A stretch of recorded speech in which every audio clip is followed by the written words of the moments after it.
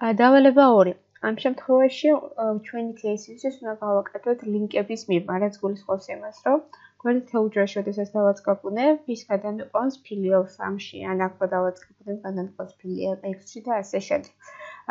ხო, შემიძლია აქვე გავაკეთო ლინკის მიღება, თუმცა ეს გულისხმობს name manager-ში ისევ ფორმულის კორექტირებას და რადგან ასე ვთქვათ, დასაწყისი არის, ამიტომ ჯობია ხოლმე მარტივად აღსახვად გავაკეთოთ ცალკე უჯრაში. მოკეთ ვიწყებ ფორმულით, რომელსაც ქვია hyperlink. Hyperlink-ის დახმარებით მე უნდა გავაკეთო ესეთი რაღაცა, რომ უნდა მოვნიშნო ფორმულაში წერის პროცესში აი ეს დასახელება და უნდა მივახვედრო Excel-ს, რომ ეს დასახელება რეალურად არის შიტის სახელი და შემდეგ უნდა გადავიდდეს იმ კონკრეტულ შიტზე. პირველ რასაც ვაკეთებ, Excel-ი ეს მახვედრებ, რომ საუბარია შიტებზე ზოგადად და ამიტომ აუცილებლად უნდა დავიწყო დიეზის ნიშნად, რომელს დიეზის ნიშნით, რომელიც თავისი მხრივ იწერება რა თქმა უნდა ბრჭყალებში. ეხლა რა დეტალს მინდა მიაქციოთ ყურადღება, ამას სპეციალურად წავშლი, რომ მარცწერაზე გადამახვილებელთ ყურადღება. ამ უჯრაში უბრალოდ რო დავწეროთ, ნახეთ, რომელიმე უჯრის, ესე ვთქვათ, ტოლობა, მეტი არაფერი, მე მაინტერესებს უძრის იმ უჯრას და ეს სინტაქსური თვალსაზრისით როგორ იწერება. აუცილებლად ზემოთ ამ მძიმეები წერია, მერე ფაილის დასახელება, მერე ძახილის ნიშანი და მერე არის უკვე უშუალოდ უჯრის დასახელება.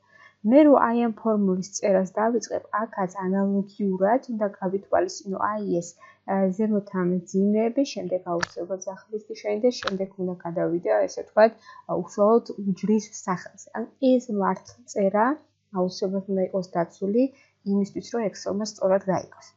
ეხლა გავაგრძელებ აი ამ ნაწილს. დავუწერ ისევ ტოლობას და ვეუბნები ესეთ რაღაცას. დიეზი ნიშნავს იმას, რომ მე ესე იგი ვეუბნები შიტის სახელებზე და ამავდროულად მე შემიძლია აი აქვე გავითვალისწინო ზედამძიმე, რომელიც წეგან აი ამ უჯრის დახმარებით გაჩვენეთ. ანუ მე შემიძლია ცალკე გავაკეთო ეს და მე ამ ძიეს მივაბა კიდე ეს ნიშანი, ზოგადად ზედამძიმის ნიშანი, თუმცა რა საჭიროა ზედმეტი კავშირები, როდესაც შემიძლია აი აქვე გავაკეთო, ანუ ძიეზი და ზედამძიმის ნიშანი. ეს. შემდეგ უნდა მივაბა ამას უკვე უშუალოდ სახელი, ამისთვის მე გამოვიყენებ კავშირის ნიშანს, კლავიატურაზე ეს არის შრიფტი და 7-იანი და შემდეგ ვეუბნები აი ამ უჯრის დასახელებას. ისევ შემიძლია უნდა გავაკეთო end-ის ნიშანი, შრიფტიანი და 7-იანით და ისევ გჭირდება ზედამძიმე, როგორც ეს აი ამ დასახელების დროს გაჩვენეთ, ანუ ეხა ისევ ჭხელს გავხსნი. ბრჭყალებს გავხსნი ბოდიში, მერე ზედამძიმე, მერე ძახილის ნიშანი და უჯრის დასახელება. ანუ უჯრის დასახელებით მე ვეუბნები აუცილებლად კონკრეტულ მისამართს, როცა რო გადავა სიტყვაზე აი ფილიალ 5-ში აუცილებლად რომელიღაცა უჯრის მისამართი ჭირდება. ამიტომ მოდი ნებისმიერი შეგიძლია თქვენს დაწეროთ, მაგრამ მე დავწერ A1-ს. ესე დავხურავ ბრჭყალს ბოდიში და მერე დავხურავ ბრჭყალს. პირველ ეტაპზე აი ესე გაჩვენებთ და ეხლა როგორ რაღაცა გააკეთა, ნახეთ. ფილიალი 1 გააკეთა. თან მე შემიძლია როგორ რაღაცა გამიკეთებინა უყურეთ, მე ჩამოგრძელება რო არ მომიწიოს, მე შემიძლია B7-თან, B7-ის შემდეგ, როდესაც ეს უჯრა მოვნიშნე, იქაც ავკრიფოთ დიეზის ნიშანი, ფაქტობრივად ვეუბნები რომ მონიშნოს მთელი ეს ნაწილი და ეხლა რო Enter-ს დავაწყაბუნებ, ნახეთ, ავტომატურად თვითონაც ჩამოშალა ძალიან სიგრძეზე, აი ეს დასახელებები. მაგრამ როგორ გააკეთა? დაწერა ესეთი დიეზით დასახელებები ფაქტობრივად ზუსტად ისე, როგორც აი აქ გაჩვენეთ უჯრის დასახელება, რაც მაგდამაის კომფორტული არ არის აღსაქმნელად. მე მრჩენია რამე ესე ვთქვათ, სხვა წარწერა ქონდეს აი ამ დასახელებაზე და შესაბამისად ეხლა გავაკეთებ ამ ნაწილის კორექტირებას. ანუ ისევ hyperlink-ზე გადავალ, fx-ის პანჯერას გამოვიძახოთ, იმიტომ რომ ვიზუალი განახოთ და იქ friendly name-ის განყოფილებაში წერთ იმ ფრაზას, რომელიც გინდათ რეალობაში აი აქ გამოჩნდეს. და მოდი გავაკეთოთ go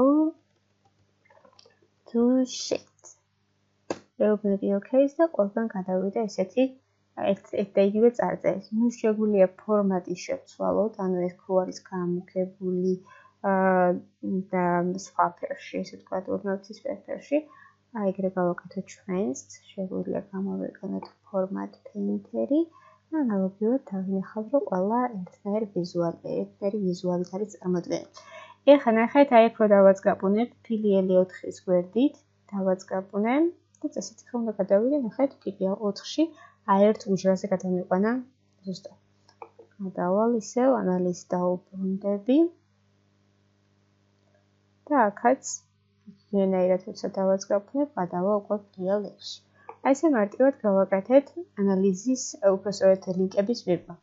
ხო, მე შემეძლო გამეკეთებინა უშუალოდ არა ფორმულით, არამედ ლინკის მიბნითაც, აქ მარჯვენა ხელს რო დააწყაპუნებთ, გამოჩნდება და პოსტრაქცია მენიუ ჩამოიშლება და აქედან შეგიძლიათ აერჩიოს ლინკი. უბრალოდ ამ შემთხვევაში თქვენ მოგიწევდათ, ესე ვთქვათ, სათითაოდ დააწყაპუნება, მე სათითაოდ შიტებზე გადასვლა და შესაბამისად, ესე ვთქვათ, ცოტა ვალება ლინკის მისაღებად, მაშინ როდესაც მარტივად შეგიძლიათ ესე ფორმულა გამოიყენოთ.